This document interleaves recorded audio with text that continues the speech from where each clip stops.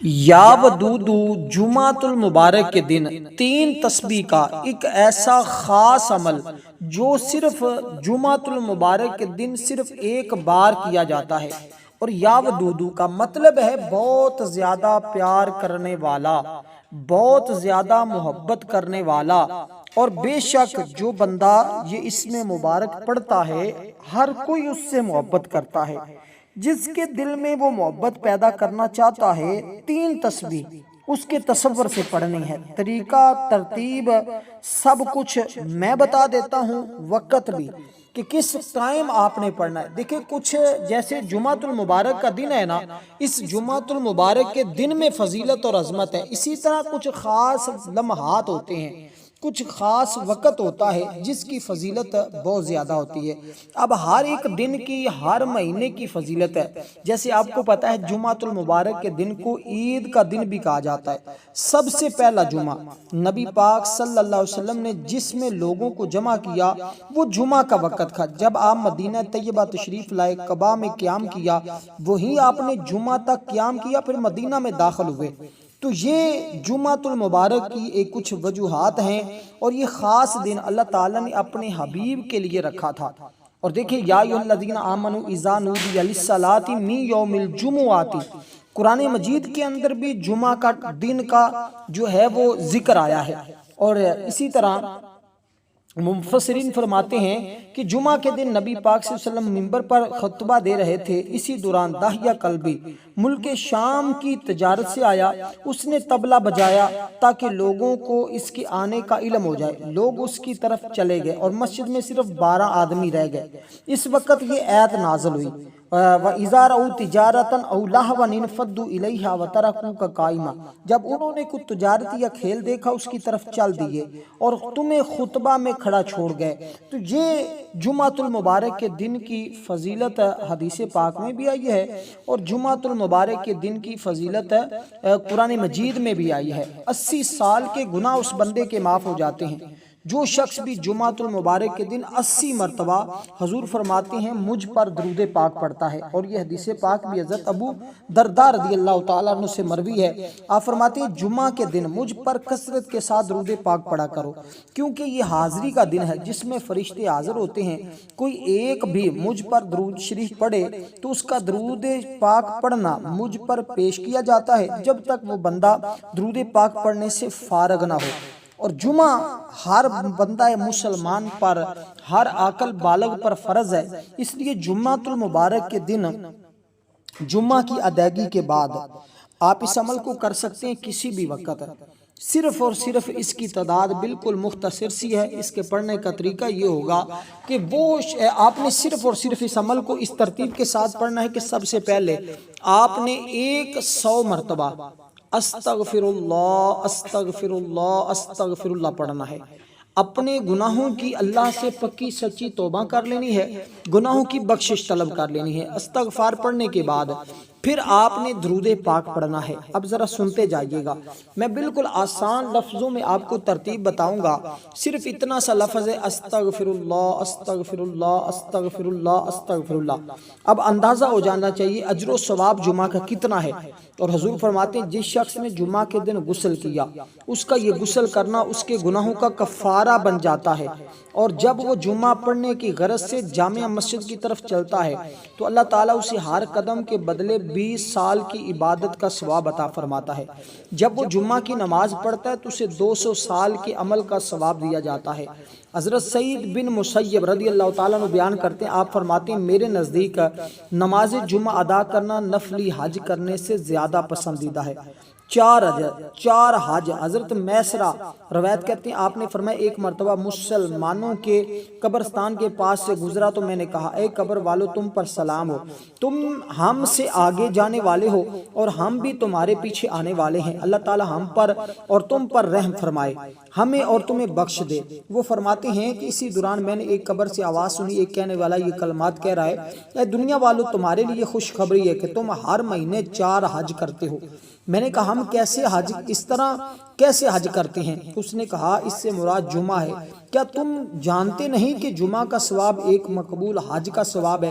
کاش ہم بھی تمہاری مساجد کے دروازوں پر چکر لگاتے، یہاں تک کہ ہم تمہارے اعمال کو دیکھتے، تمہارے ذکر و اذکار کو سنتے، لیکن اے دنیا والو، ہم تمہاری صرف بات سے راضی ہیں کہ تم ہمارے لیے یہ کہتے ہو اللہ فلاں فوت شدہ پر اپنا رحم فرما دے۔ زبدۃ الواعظین کے اندر یہ بات موجود ہے۔ فرشتے استدعا کرتے ہیں۔ حضرت ابو عمر اپنے والد سے، اپنے دادا سے روایت کرتے ہیں، نبی پاک صلی اللہ علیہ وسلم نے فرمایا جبل کاف کے پیچھے ایک سفید قسم کی زمین ہے جس میں کسی قسم کی جڑی بوٹیاں نہیں ہیں، گویا وہ چاند کی طرح سفید ہے، اس کی وسعت 7 دنیا کے برابر ہے، جس کا میدان فرشتوں سے بھرا ہوا ہے، اگر کوئی سوئی بھی گر جائے تو وہ انہی فرشتوں پر گرے۔ ان فرشتوں میں سے ہر ایک کے ہاتھ میں ایک جھنڈا ہے جس کی لمبائی 40 ہاتھ کے برابر ہے، ہر ایک جھنڈے کے اوپر کیا لکھا ہوا ہے؟ لا الہ الا اللہ محمد الرسول اللہ صلی اللہ علیہ وسلم۔ وہ سب فرشتے ہر جمعہ کی رات کو جبل کاف کے ارد گرد جمع ہوتے ہیں، اللہ تعالیٰ کی بارگاہ میں آہوزاری کرتے ہیں اور حضرت محمد مصطفیٰ صلی اللہ علیہ وسلم کی امت کی سلامتی کے لیے دعا کرتے ہیں۔ جب صبح روشن ہوتی ہے تو کہتے ہیں یا اللہ تو ہر اس شخص کو بخش دے جو جمعۃ المبارک کے دن غسل کرے، نماز جمعہ پڑھنے کے لیے حاضر ہو۔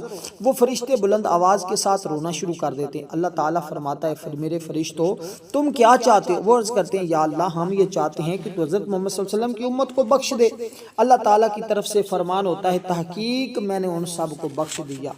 اب ہم نے کرنا کیا؟ جو مرد حضرات اس عمل کو کرنا چاہیں انہوں نے سب سے پہلے تو کام یہ کرنا ہے کہ غسل لازمی کر لیں جمعۃ المبارک کے دن، اگر کسی مجبوری کی وجہ سے نہیں کر سکتے تو پھر بھی عمل کر سکتے ہیں۔ اسی طرح جو مرد حضرات ہیں وہ جمعۃ المبارک کی ادائیگی کے بعد اس عمل کو کریں۔ تعداد میں نے جیسے کہا کہ پہلے استغفار پڑھنا ہے، اس کے بعد کلمہ طیبہ پڑھنا ہے، لا الہ الا اللہ محمد الرسول اللہ، یہ آپ نے صرف اتنا پڑھنا ہے، لا الہ الا اللہ لا الہ الا اللہ۔ جب آپ اس کو 100 مرتبہ مکمل پڑھ لیں پھر آپ نے محمد الرسول اللہ صلی اللہ علیہ وسلم پڑھ کر اللہ کی بارگاہ میں سب سے پہلے اپنی بخشش کی دعا کرنی ہے اور یہ عرض کرنی یا اللہ جو مجھ سے زندگی میں خطائیں، غلطیاں، نافرمانیاں جانے میں انجانے میں ہو چکی ہیں، مولا تو جمعۃ المبارک اور اس کلمہ توحید اور بہترین دعا کے صدقے تو معاف فرما دے۔ یہ الفاظ یاد کر لیں، اسی طرح آپ نے یہ الفاظ بولنے ہیں، پھر اس کے کمالات دیکھیے گا۔ اب اس کے بعد جب یہ 2 چیزیں آپ پڑھ لیں، تیسرا کام یا ودودو کا آپ نے کرنا ہے۔ اب یہ 2 کام دیکھیں بڑے بہترین ہیں، یہ اس صورت میں فائدہ ہوگا جب آپ توجہ کے ساتھ اس عمل کو کریں گے۔ جب توجہ کے ساتھ آپ اس عمل کو پڑھیں گے اور جو طریقہ میں نے آپ کو شروع سے لے کر اب تک بتایا ہے اسی کے مطابق، خواتین بھی اس کو نماز ظہر ادا کرنے کے بعد اپنے گھروں میں پڑھ لیں۔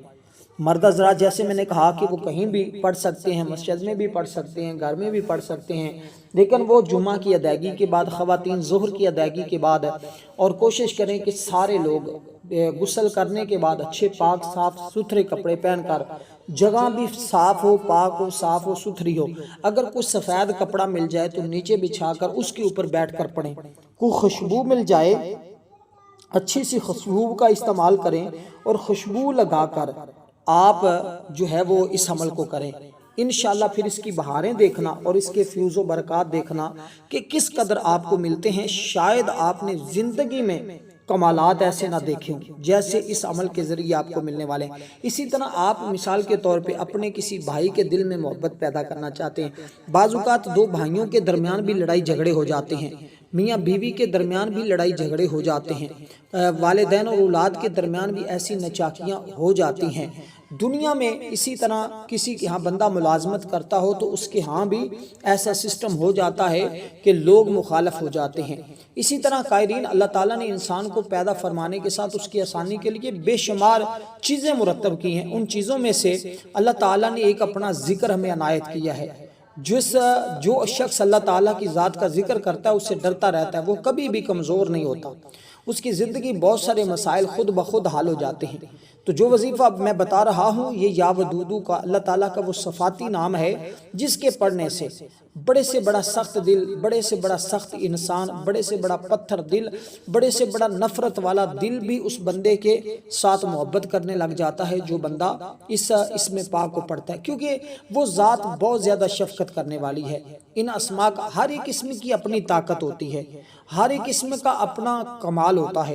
جب آپ نے یہ دو چیزیں پڑھ لینی ہے نا، تیسرا کام جب آپ نے کرنا ہے تو اول 11 مرتبہ آپ نے درود پاک پڑھنا ہے، اور یہ عمل آپ پانی کے اوپر بھی کر سکتے ہیں، یعنی کہ وہ پانی پھر آپ اپنے گھر کی فیملی کا اگر مسئلہ ہے تو آپ وہ پانی خود دونوں استعمال کر لیں، یا سارے گھر والوں میں اگر نا اتفاقی ہے تو سارے گھر والے بھی اس پانی کو استعمال کریں پینے میں۔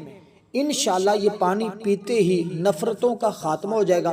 اگر پانی پہ دم کرنا مشکل ہے، پلانا مشکل ہے، پھر صرف اور صرف آپ نے درود پاک پڑھ کر 313 مرتبہ یا ودودو پڑھ کر، اس سے پہلے جو دو چیزیں بتائی ہیں وہ آپ نے لازمی 2 تسبیحیں پڑھنی ہیں، اس کے بعد آپ نے اول آخر درود پاک کے ساتھ اس اسم مبارک کو آپ نے پڑھنا ہے۔ اگر کھلانا پلانا مشکل ہو، مثلا اگر کوئی بیوی اپنے شوہر کو اپنی جانب مائل کرنا چاہتی ہے، اس کو لگتا ہے کہ ان میں محبت ختم ہو رہی ہے یا کم ہو رہی ہے، تو اس کو چاہیے کہ عمل کو لازمی طور پہ جمعۃ المبارک کے دن کرے، یا بھائی چارہ محبت کا رشتہ گھر میں اگر کسی قسم کی ناچاکی ہمیشہ کے لیے دور کرنا چاہتے ہیں، آپ اس وظیفے کو چند جمعے کر لیں یا ایک جمعہ بھی کرنا کافی ہوگا۔